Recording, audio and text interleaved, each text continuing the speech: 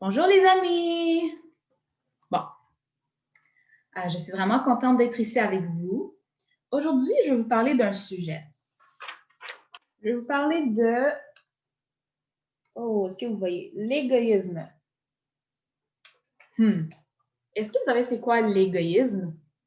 En fait, l'égoïsme, c'est quand on cherche son propre intérêt avant toute chose. C'est quand on cherche son intérêt avant même celui des autres. Une personne égoïste va toujours penser que ses désirs sont plus importants que ceux des autres et ne va même pas aider les autres souvent. Une personne égoïste va juste penser à elle-même. Et puisque nous sommes pécheurs, c'est-à-dire que nous ne faisons pas la volonté de Dieu, ce que Dieu veut, nous sommes souvent égoïstes aussi à des moments dans notre vie. Et l'égoïsme, c'est mauvais. C'est quelque chose que Dieu ne veut pas qu'on fasse. Je vais vous donner des exemples d'égoïsme.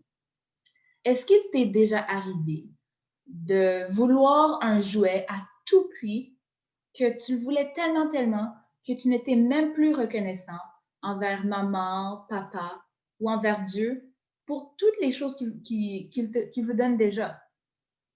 Tu n'étais même plus reconnaissant pour le fait que tu as déjà des jouets ou pour le fait que tu as déjà plusieurs choses qui sont bien plus importantes.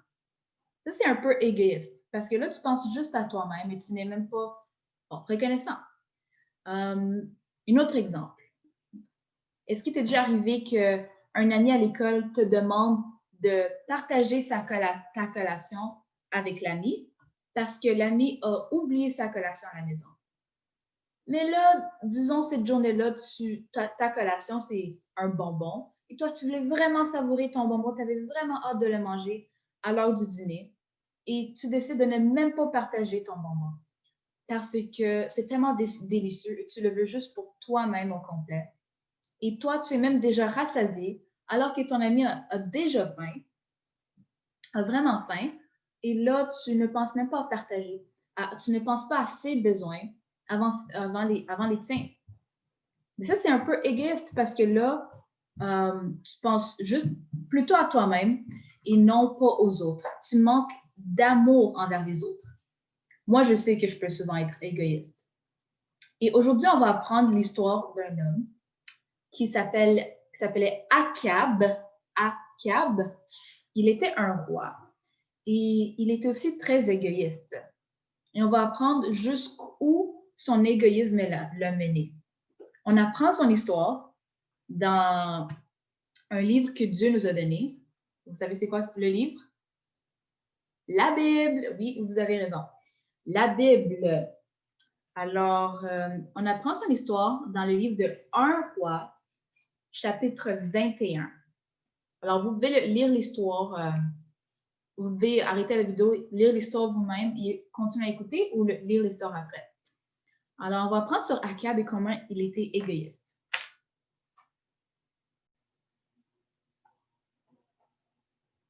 Akab était un mauvais roi qui haïssait servir le vrai Dieu. Il a même essayé de tuer le prophète Élie parce qu'il transmettait les messages de Dieu à son peuple. Élie avait fait de grandes choses par la force de Dieu pour prouver à tout le peuple que l'Éternel était vraiment le seul vrai Dieu. Un jour, Akab regarde par la fenêtre de son palais et il aperçoit la vigne qui appartient à un homme appelé Naboth. Une vigne est un terrain où poussent un grand nombre de petits arbres qui donnent du raisin. La vigne de Naboth se trouve juste à côté du palais du roi, le roi Akab. Et Akab désire d'avoir pour lui, tout seul, la vigne de Naboth. Alors Akab va voir Naboth et il lui demande, veux-tu me vendre ta vigne? Je veux l'acheter. Ou bien, je peux te l'échanger contre une autre vigne qui se trouve plus loin. Naboth répond au roi qu'il ne peut pas lui vendre sa vigne parce que c'est une terre qui appartient à la famille. Autrement dit, elle ne lui appartient pas à lui tout seul. Il a reçu un héritage et il la donnera en héritage un jour à ses enfants. Si Naboth vend sa vigne, il fera du tort à sa famille. Il n'a pas le droit de se défaire d'un terrain que Dieu veut que sa famille possède. Le roi Akab habite en Samarie. Il a déjà beaucoup de territoire.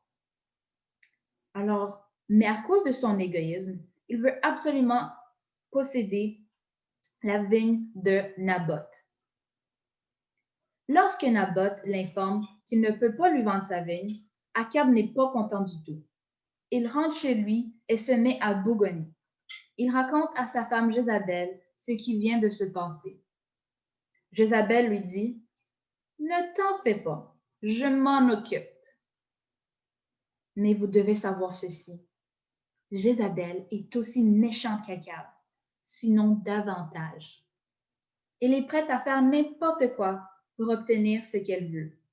Elle aussi est égoïste. Jézabel a un plan. Elle écrit une lettre au nom du roi Akab. Au lieu de signer de son propre nom, le nom de Jézabel, elle fait croire que c'est Akab qui écrit la lettre. Et dans sa lettre, elle ordonne aux hommes importants de la ville d'organiser une fête et d'inviter Naboth. À cette fête, elle va s'arranger pour faire accuser Naboth d'un crime contre le roi et contre Dieu. Elle demande à 2 vauriens de raconter des mensonges sur Naboth. Les 2 vauriens acceptent de raconter ces mensonges. Naboth vient donc à la fête, sans se douter vraiment des plans terribles que la méchante Jézabel a concoctés. Et pendant le repas, les vauriens que Jézabel a engagés se lèvent et accusent Naboth d'avoir désobéi à la loi. Les gens de la ville croient les 2 vauriens sur parole et font arrêter Naboth. Ils le condamnent à mort et le tuent. Alors Naboth est maintenant mort. Dès que Naboth est tué, Akab se dépêche de prendre sa vigne pour lui.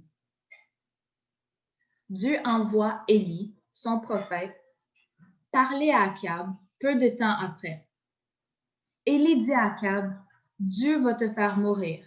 En plus, les chiens vont venir lécher ton sang à l'endroit où tu vas mourir. » Akab prend au sérieux le message d'Élie. Akab regrette sincèrement ce qu'il a fait. Il prie et il pleure. Il demande pardon à Dieu. Et le Seigneur épargne la vie d'Akab pendant un certain temps. Mais le roi finit par mourir un jour pendant une guerre contre ses ennemis.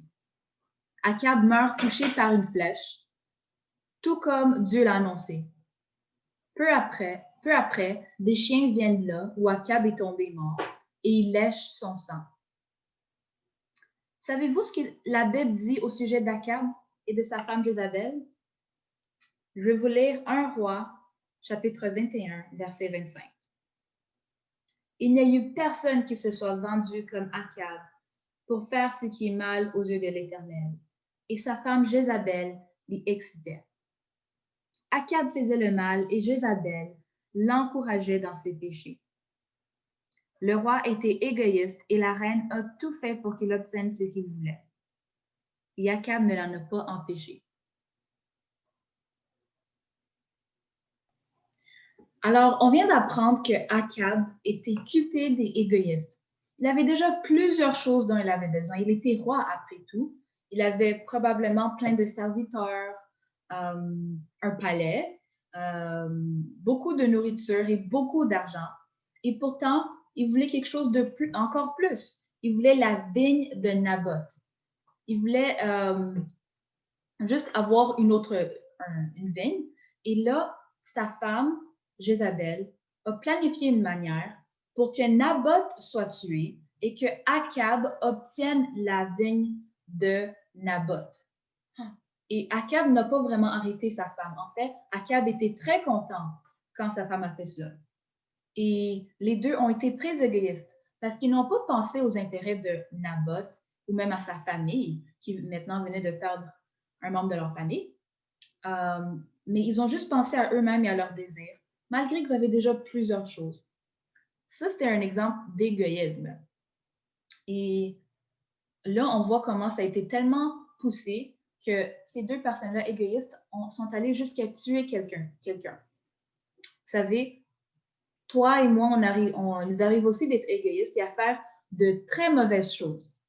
Comme moi, je me rappelle quand j'étais jeune et qu'on allait au centre commercial avec ma mère, combien des fois je voulais tellement recevoir un jouet et j'étais tellement triste quand je ne le recevais pas après être sortie du centre commercial. Mais pourtant, ma mère m'avait déjà donné plusieurs jouets avant. Et pourtant, j'avais déjà plusieurs choses que Dieu m'a données, que Dieu a données à ma famille. C'était un peu égoïste et c'est pas bon parce que là, on manque de reconnaissance et on devient juste centré sur soi. Et peut-être que vous aussi, peut-être que toi aussi, comme Akab, des fois tu veux voler quelque chose qu'une autre personne possède juste pour l'avoir pour toi-même. Des fois, ça peut être voler quelque chose que ton frère ou ta sœur a que tu veux juste pour toi-même. Ça peut même être, disons, tu évites d'aider ton petit frère ou ta petite sœur à faire ses devoirs parce que toi, tu veux juste continuer à jouer à ton jeu électronique pour encore plus de temps.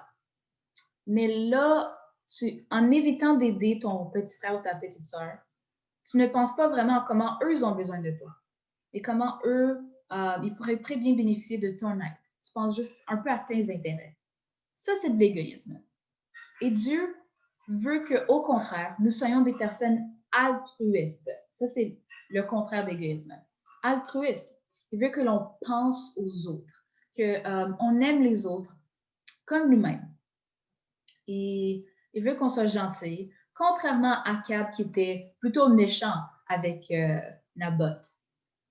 Mais vous savez, on n'est pas désespéré dans notre situation d'égoïsme.